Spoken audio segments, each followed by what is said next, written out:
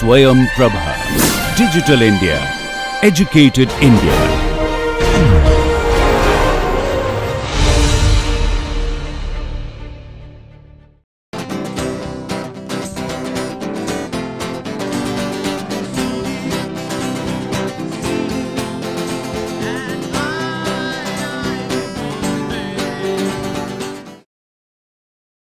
Dear students, in last few sessions we have discussed about budgetary control, and we have also in the last session started the discussion on standard costing. To take a brief review, budgetary control was used as a planning and control mechanism. Standard costing is primarily a control tool. It fits into budgets. It helps in making estimates, but the main advantage of standard costing is it acts as a very good mechanism for control. In the earlier session, we have seen the advantages of standard costing.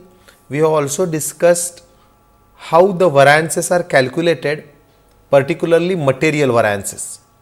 To take a brief recap, the steps in standard costing, if you remember, first start with naturally with the setting up of standard. So first we need to set the standard.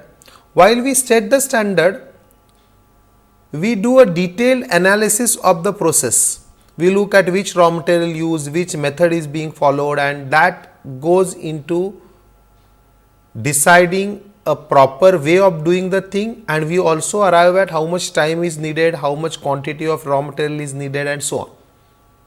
So first is standard setting, second is recording the actuals in details, third is comparison of actuals with standards to know the deviations. These deviations are known as variances. In fourth, the variances are analyzed. So we would like to go into detail, know what are the reasons why something has gone wrong.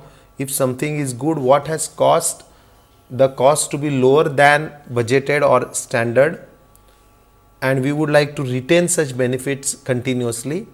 And fifth, if necessary, the standards may be revised so that the revised standards are used for the next period. So these steps are used in standard costing. Then we had seen that while calculating the variances, we tried to calculate the variances for each element. So if we look at material costs, what could be the causes due to which material cost may vary? That is, it may be higher than the standard or it may be lower than the standard. So immediately it will come to your mind that first possibility is that the quantity is more. So to make 1 unit of finished product P, let us say we expect 10 kgs of raw material, we might end up using 11 kgs. Because of more wastages, because of poor quality of raw material, and so on. So that 1 kg extra lost will lead to variance, which is known as quantity variance. Second possibility is we had estimated that we can purchase, let us say, at 5 rupees per kg, but due to market trends it has become 5.5. So 50 paise extra loss per kg, that's a price variance. Of course, there can be many other causes, but the main distinction or the main bifurcation of material variance is into quantity and the prices. So we would like to know how much deviation is due to quantity, how much deviation due to price. Then in turn, if it is due to price, we will look at is it the inefficiency of purchase department or is it that the market trends has really changed, and so on. First step of variance analysis, we calculate the variances, we break them down into their component, and then of course management will look at what has gone wrong, what are the causes, and so on. So in our last session we had done material variances. In today's session we will go a next step, that is we will calculate labor variances. We will also solve some cases on the same. Then we will look at overhead variances, which in turn can be variable overheads or fixed overheads. So variances for both the types of overheads we will see, and we will also look at sale variances. So these are the different type of variances which we will try to discuss today. Okay, now let us look at the slides which we had seen last time. In our last session, we had started with this. We had spoken about the steps which I have done recap today, then the types of standard, variances and so on. I hope you remember what is a standard. It's a norm or a benchmark which is used for comparison, and it is very meticulously calculated. Though here the example of standard of passing is given, this is a sort of quality standard.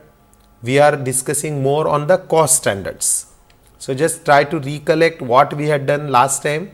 That is why I am showing you the slides.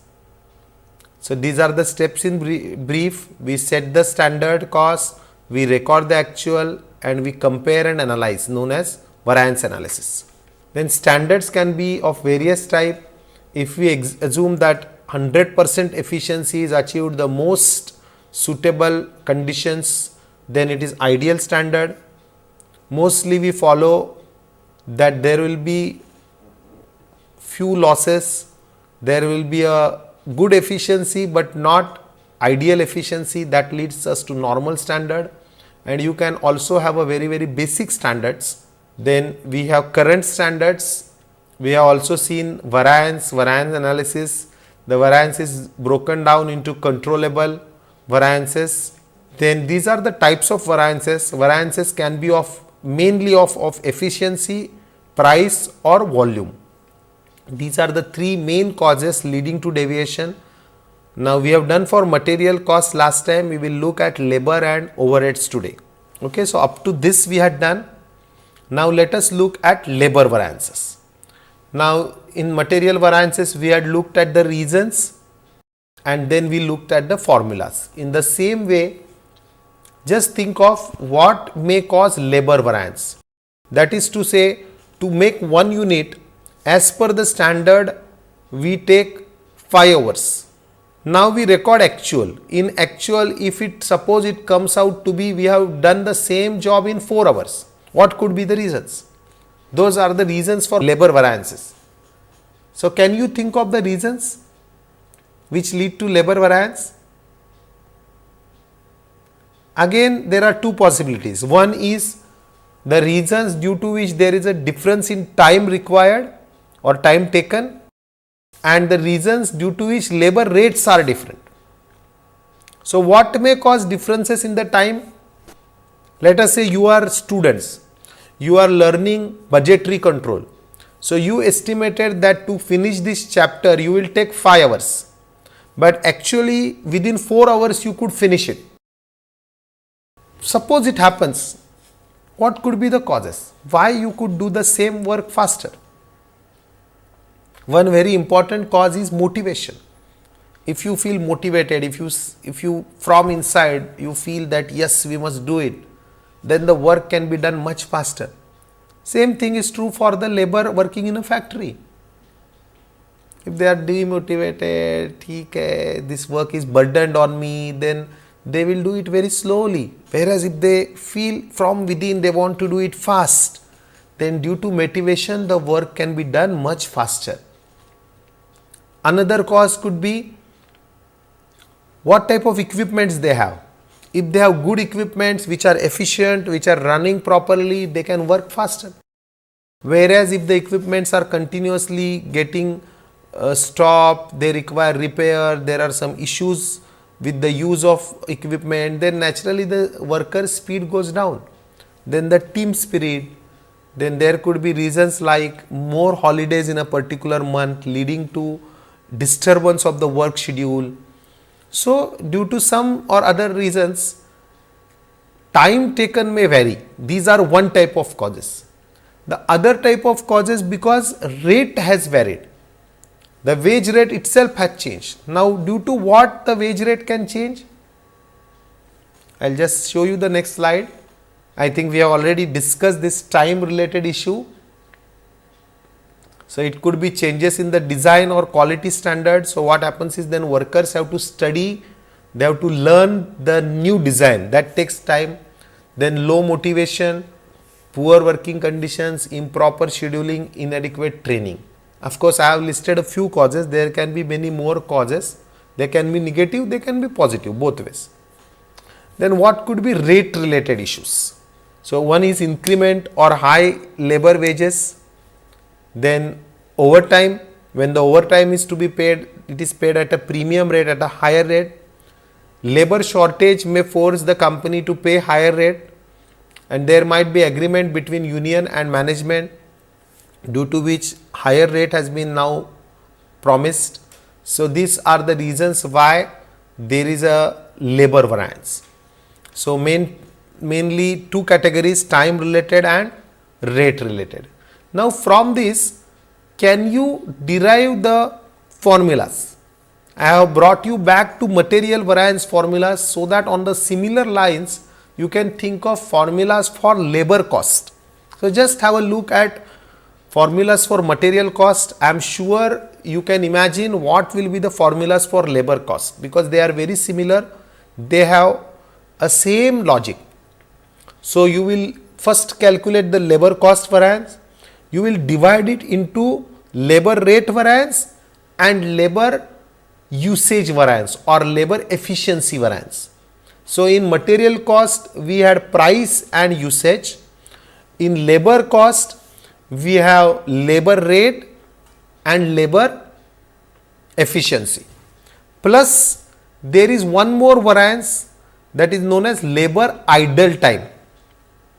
So labor variances can be divided into rate, efficiency and idle time. So just imagine what would be the formulas for labor cost variance. Okay, if you have guessed correctly, I hope you can cross check it now. So we have labor cost variance, which is standard hours into standard rate, that is, you know, the standard cost, minus actual hours into actual rate, which is the actual cost. So we compare standard cost with the actual cost to know the labor cost variance. Next is labor rate variance. In labor rate variance, we compare the rates. So within the bracket we have standard rate minus actual rate, and that is multiplied with actual hours, because that is the hours that actual rate was paid. That is labor rate variance. Third is labor efficiency variance. In efficiency variance we compare standard hours with actual hours worked, and that is multiplied with standard rate. So if workers work more efficiently, the actual hours will be lesser. So as we were seeing, the standard hours suppose are 5, but we can finish the work in 4 hours, it will save 1 hour, and we will multiply it by the standard rate to know how much was the saving because of efficiency. That is known as labor efficiency variance. The third type, which is unique to labor variances, is idle time. This is idle hours into standard rate. Now what do you mean by idle time? I think everyone knows, because each one of us, due to some or other reason, end up spending some idle time. So in factory scenario, what may happen is, workers have come, they are ready for work, but suddenly there is a power failure. It leads to idle time, or there is some accident due to which the whole work gets stopped. There might be some external cause like material is not available, so workers sit idle. So such time is called as a idle time. This doesn't mean that workers are idle and they are not working. That is different. That's the efficiency variance. Here by idle time, what we mean is, beyond the control of workers, there is some external cause forcing them to stop the work. So that is known as idle time. So we look at idle hours into standard rate, that gives us idle time variance. And labor efficiency variance looks at actual hours worked versus what they should have worked. So there within the bracket we have taken standard hours minus actual hours. So overall labor cost variance is broken down into rate, efficiency and idle time. Okay. Now let us look at a case so that how to calculate labor variances becomes more clear to you. So here I have given a small problem. We are having standard and actual figures for the labor. So standard time for a job is 2000 hours, standard rate per hour is 10, actual time is 1800 hours, actual wages are paid at 21,600 and idle time which is included in actual time is 100 hours. So using this data we have to compute variances. So now think over how we can compute.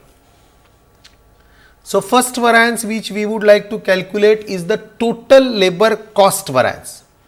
So how much ought to have been the wages and how much is actually paid. That comparison will be labor cost variance. Then we will break down that variance into three types. What are the three types? As we just discussed, first it could be the issue of rate.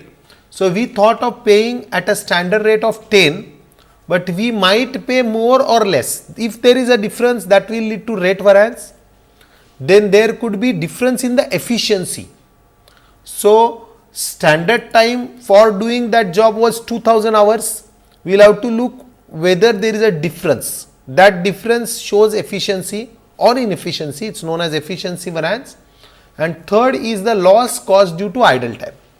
Okay. Now just think over how much will be labor cost variance, the first variance or the total variance. Before going for calculation of variances, it will be better if we make a table. So try to always make a table like the way I have shown it. So you will record the actual and the standard so that at glance we know the data. You can go back, the standard time is 2000, the rate is 10. So that has been put in the table. So 2000 into 10, 20,000 is the standard cost. Actual time is 1800. We don't know the rate, but we know the actual wages paid. So actual time is 1800 and the wages paid are 21,600. So working back, we come to know that 12 rupees per hour is the rate which was paid. Okay. So once this standard and actual information is available, we can calculate the labor cost variance. So you can have a look at the formula. I will just make this smaller so that the formula is clear to you. So standard hours into standard rate minus actual hours into actual rate. We have already done this calculation. So the standard cost is 20,000 and the actual cost is 21,600. So 20 minus 21,600, we get minus 1,600. It is also known as 1600 adverse. Okay. So I have written both minus 1600 and I have also stated adverse. So you don't have to write both. You can write it as minus 1600 or say 1600 adverse. I think I will also specify it so that it is more clear to you.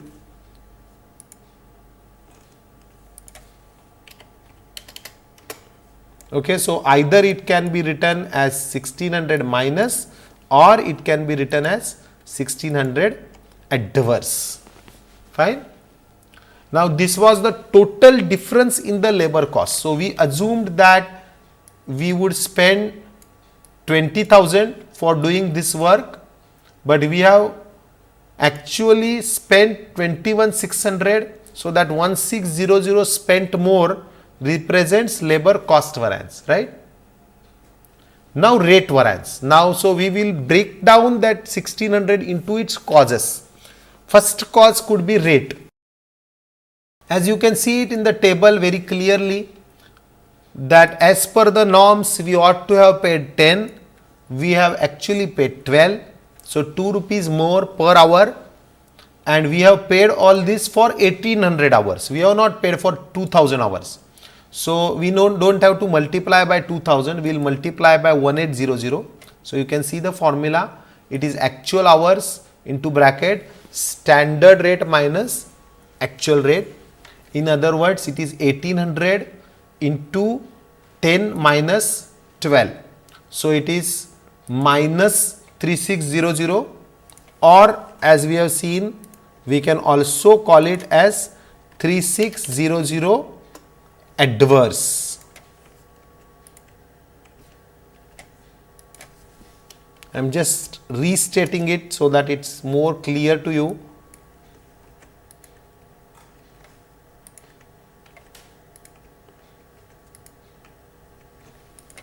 Okay. Now what could be the next cause apart from rate? The difference also could be due to efficiency. So how much is the difference due to efficiency? You can see that the work which was allowed 2000 hours, you have done it in 1800 hours. So this is a efficient functioning. They have saved some time. Over and above that, 100 hours were lost. So from 1800 we need to remove that 100. So actually they work only for 1700 hours. So they were allowed to work for 2000 for doing this job, but they have worked for 1700, which shows that 300 hours were saved because of efficiency. That will be calculated as an efficiency variance. So you can look at the variance. Labor efficiency variance. It is standard rate into standard hours minus actual hours worked. So standard hours are 2000, actual hours worked. So instead of taking 1800, we have removed 100 because that part is lost because of idle time. That was not lost by the operators or the workers on their own. So from 1800 we remove 100. That's why it says instead of actual hours we have used the term actual hours worked. So 2000 minus 1700, so 300 hours were saved. We have multiplied by 10 rupees, which is the standard rate. Now actual rate is 12. But as per the norms, we should have multiplied by 10, we should have paid at 10. So for efficiency variance, we don't take 12, we take at a standard rate. So we have multiplied at 10, so 3000 favorable. So by favorable, what we mean is that much of time was saved, our profits will go up by 3000. So it's called as 3000 favorable. Now the last variance, it is for idle time. We know that 100 hours are lost. So the formula is idle hours into standard rate. We have just added minus because ultimately idle time is a loss of time. So because of idle time, our profit goes down.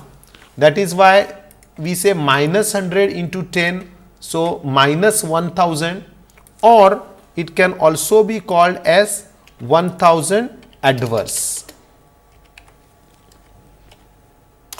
So both the terminologies are fine. You can either say it's minus 1000 or you can say 1000 adverse. Is it fine? Are you all getting it? So I hope that you remember the earlier problem on material cost as well. If not, just have a look at it. I am just taking you back because it will be very clear to you that both the variances are quite similar. Just there is a small change. Instead of quantity in material, we call it time. Instead of price in material, in labor, we call it rate. Have a look at the problem on material cost. So here, this was done in our last session. We are seeing that to produce 200 units, the material quantity as per norms was 2000, but the actual consumption was 2200. This quantity could be in some kgs or some other unit like that. I will just specify it as kg so that it is more clear to you. So to make 200 units, perhaps we might have consumed 2000 kgs. The price was 40 or 37. The actual, as per the standard, it was supposed to be 40, but we have managed to purchase that material at 37. So again, at that time also we had made the table for comparison of standard and actual. So 2000 into 40 versus 2200 into 37. Now here you can see that instead of spending 80, we have spent 81,400. So 1400 minus or 1400 adverse, that was broken into material price variance. So 40 minus 37, 3 rupees was saved. for 2200 kgs. So 6600 favorable, but on usage there was excess consumption. Instead of 2000, 2200 kgs was used at 40 rupees. So 200 into 40 minus 8000. So usage variance is 6600 minus 8000, 1400 adverse. This is the usage variance. Of course, we had done it last time, but I am just trying to show you that both the variances are quite similar. In labor, in addition to rate and efficiency, we also have the concept of idle time. That was the only extra point. Is it okay? Now let us do one more case. With this, the concepts will be even more clear to you. Now it says that to produce 1200 units of product P, following material was consumed. That is actual. Material quantity is 2500, price per unit is 45. Now as per the standard, to produce 1000 units, we are supposed to use quantity of 2000 at a price of 40.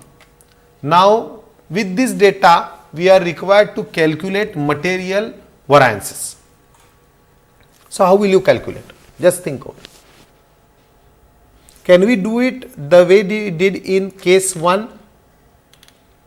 Make a table, compare, calculate cost and price, cost, price and usage variances. Just try to make the table. When you make the table, note that there is a difference in the output as well, because it says that as per standard to produce 1000 units, this was permitted, but actually we have produced 1200 units. So if you see carefully, you cannot compare this standard with this actual, because this standard is for 1000 units, whereas actual production has been now 1200 units. So we will have to make a standard for 1200 units and then it can be used for comparison. Okay. So now look at the standard and actual tables. So now I have not copied this 2000 directly. Often that mistake happens. That's why I am waiting and telling you repeatedly. So when you make the standard, it is 2000 into 1200 upon 1000. So now the standard has been reset for 1200 units of output. So I get a standard as 2400 into 40. So 96,000 is a standard cost. Actual we can directly copy, it's 2500 into 45. So that is as given. So 2400 into 40, 96,000 was to be spent, but we have consumed 2500 quantity of raw material and the rate has also increased to 45. So actual cost is 1,12,500. Okay. Now with this data, I don't think it's very difficult to compute the variances. We already know the formulas. So have a look at the formulas now. So material cost variance, it is the standard quantity into standard price minus actual quantity into actual price, or you can simply compare these two amounts. It is 96,000 minus 112,500. So you get minus 1600. I'll just rewrite it for more clarity. So it is also known as 16,500 adverse. Is it right? Are you all getting it? Okay. Now let us try to break it down into quantity. How much is the price variance? We will first compare the prices, 40 minus 45. So in bracket we have standard price minus actual price into actual quantity. So 40 minus 45 into 2500. So 5 rupees was saved, 5 into 2500.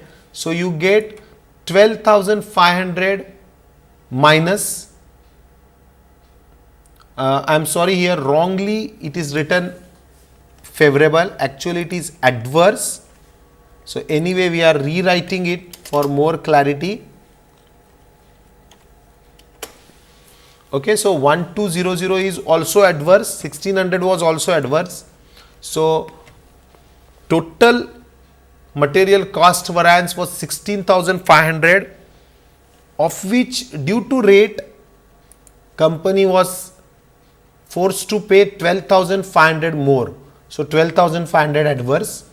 Now let us look at usage.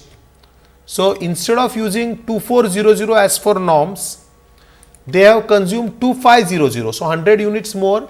So we compare standard quantity minus actual quantity and multiplied by standard price, that is 40 rupees. So we get 4,000 adverse.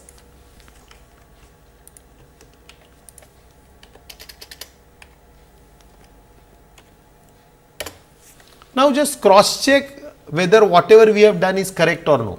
So 4,000 plus 1250, 12,500, you can get back this 16,500, right? Same way I think for earlier also we can do. So for labor variances, if you remember, we had calculated this variances. The labor cost was 1600 adverse, then that was broken down into rate, which was 3600 adverse, efficiency was 3000 favorable, and idle time was 1000 adverse. So just take total of these three figures, or you can take total here minus 3600 plus 3000 minus 1000. So you will see minus 4600 plus 3000. So you will get minus 1600 or 1600 adverse. Fine. So it's good always to cross check, because this labor cost variance is a total variance. It is essentially being broken down into rate, efficiency and idle time. In case of material, our material cost variance we had broken down into price and usage. Is it clear now? Both material and labor variances. Now let us go to the next variance. That next variance is known as overhead variance. So we had already seen material and labor, which are the two elements of cost. Now let us look at overheads. Now before going for the formula, I would like you to think of the reasons. The way in case of labor, we had first identified the reasons for labor variances. What could be the reasons for overhead variances? Just think over. In case of labor, we broke it down into time and rate related issues. Can you do it with overheads? What are the examples of overhead costs? Say electricity charges, rent, maintenance cost, security costs. These are all overhead costs. Now the budget for the overhead is set in the beginning. Let us say the budget is 1 lakh. If the actual cost is 1,20,000, there is a variance. What could be the causes? Just think over. I hope you are getting some causes. One possibility is that power rates have increased, or there is a possibility that power consumption has increased, which will lead to difference in the electricity charges as budgeted versus as actual. Like that, each of it could have some impact. So if the rent agreement comes fresh with a higher rent, then there will be a change in the rent. So broadly, if you try to classify the reasons, one possibility is due to under, or I'll just go to the next slide, which will be, I think, easily understandable of everyone. So some of the causes could be due to inflation, that the cost itself has increased. If there is no proper control on costs, or if there is no proper planning, also the cost may increase. The other possibility of this variance is due to under or over absorption of fixed overheads. Now do you remember what is this under and over absorption? Now what happens is, sometimes the costs are linked to number of units you make. That happens in case of variable overheads. But many of the costs like rent remain fixed. So if we have contracted to pay rent of 1 lakh and we had planned to make 1000 units, we estimate that the rent comes to 100 per unit, right? 1 lakh is a rent, 1000 was the number of units as budgeted. So the cost is 100 per unit. Actually rent cost remains at 1 lakh, so no variance. But if the number of units fall down, instead of 1000, suppose number of units become 800, then what will happen? Since we are charging at 100 rupees per unit, on 800 rupees we will recover only 80,000 of rent, but the actual rent is 1 lakh.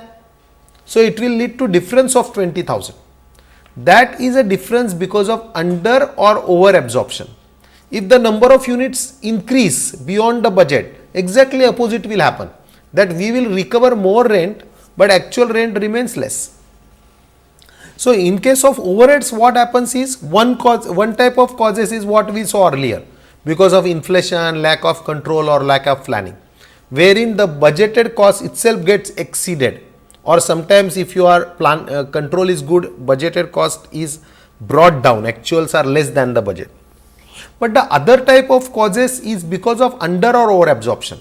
So if there is a difference between budgeted units and the actual units, then that will also cause disturbance in the absorption of overhead costs.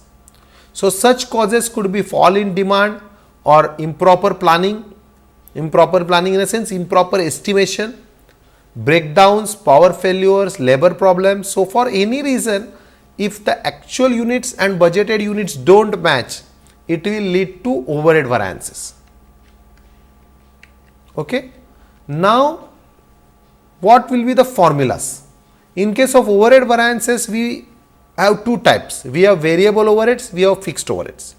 Now let us look at the formula. Overall is, I think, very simple. For the variable overhead cost variance, we take standard hours into standard rate, that will be the standard cost as what should have been incurred minus the actual cost. That is a variable overhead cost variance. Now this can be broken down into expenditure and efficiency. Expenditure variance is, we look at how much should have been spent and how much actually has been spent.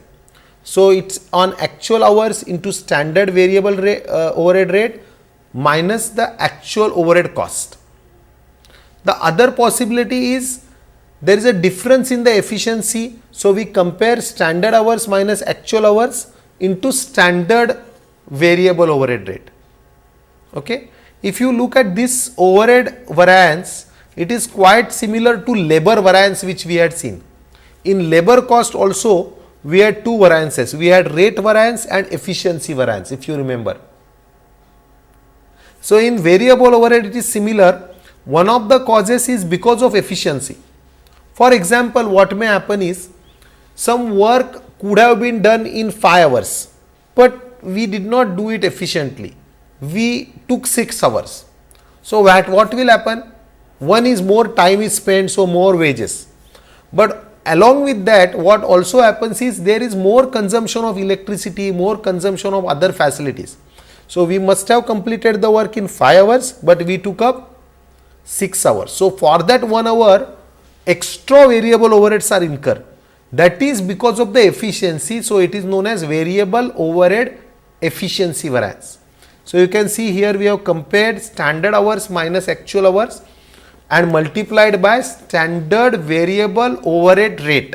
Getting it?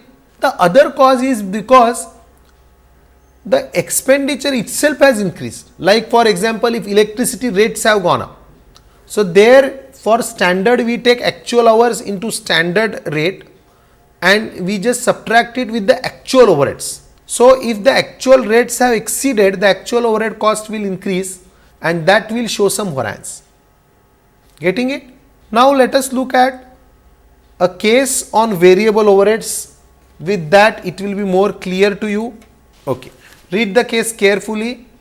So standard hours per unit was given at 10 and variable rate, overhead rate per hour was estimated at 5. Now when the actual data came, the actual variable overhead incurred are 24 lakhs 50,000, actual output in units is 50,000 and actual worked hours are 5 lakh 50,000. Now using this data, try to calculate various variable overhead variances. Now how to do it? Just think over. So we have the actual cost, which is 24 lakh 50,000.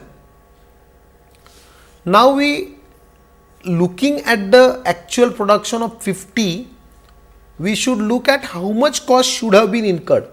That is our standard cost. That we will compare with the actual, which is 2450, which will give us variable overhead cost variance, and then we will break it down into expenditure and efficiency. So how much will be the cost variance? Are you able to guess? Could you calculate looking at the data? It is very simple. I think if you just look at it carefully, you can get it. So if you look at the standard figures on top, you will realize that it is 10 into 5. So 50 rupees is the cost, variable cost for 1 unit. Am I right? Because to make 1 unit it takes 10 hours and variable overhead rate is supposed to be 5 per hour. So 50 rupees becomes the standard cost per unit and actual output is 50,000. So 50,000 into 5, 25 lakhs is a standard variable overhead cost. We have incurred 24 lakhs 50,000. Right? Now let us look at the formulas. So we have looked at standard hours into standard rate. The standard hours was to make 50,000 units. It is at 10 per unit. So we are permitted to have 5 lakh hours at 5 per unit. Correct? So 50,000 into 10 into 5, that is 25 lakhs. And we have actually incurred 24 lakh 50,000. So 25 versus 2450, we get 50,000 favorable, right? Plus 50, so 50 favorable. Now we can break it down into expenditure.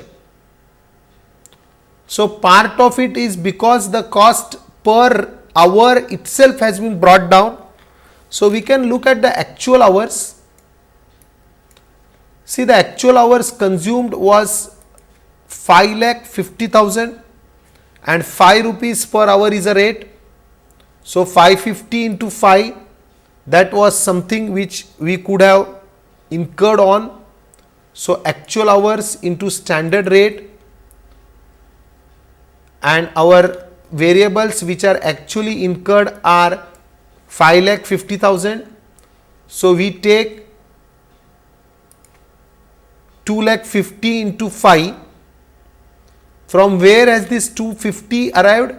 It is 50 into 5. So 50,000 units is incurred, is produced, and we were allowed to use consume at 5 rupees. So we have 250 into 5 minus 24 lakhs 50,000, which is already given. So 3 lakhs favorable is a expenditure variance. Correct? Is it clear? Now let us look at efficiency variance. Now efficiency, as the name suggests, focuses on number of hours. So standard hours are 50,000 into 10. means we could have spent 5 lakh hours, but we have spent 5,50,000 hours. So 5 minus 550, so 50,000 hours more into 5. So 2,50,000 minus, or we can say 250 adverse, and expenditure was 3 lakh favorable. So minus 250 plus 3 lakh, you can say we get 50,000 favorable, which is our cost variance. So is it clear?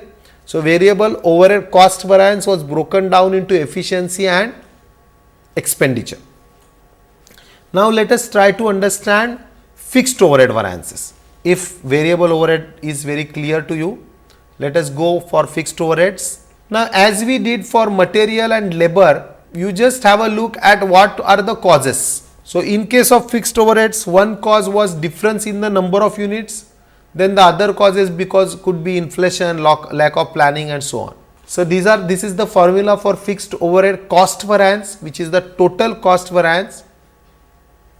It is absorbed overheads minus actual fixed overheads, correct? Now the question comes is, what is absorbed overhead? Can you think over what is absorbed? So looking at the number of units which were produced, in our example earlier, I was trying to tell you that if we produce 1000 units, we pay rent of 1 lakh. So we had in mind a rate of 100 per hour, which is called as absorption rate. So based on the actual units, if our actual units are only 800, we will multiply 10 by 100 by into 800. So instead of 1000 units, we produce 800 units. So 800 into 100, we have absorbed overhead of 80,000. If your actual rent remains at 1 lakh, there will be a difference. That difference is known as fixed overhead cost variance. Now this cost variance can be broken down into its causes. What are the causes? The major causes are because of efficiency or because of expenditure or because of volume. So first formula is for expenditure variance. You can see fixed overhead expenditure variance. It is budgeted hours into standard fixed overheads minus actual fixed overheads.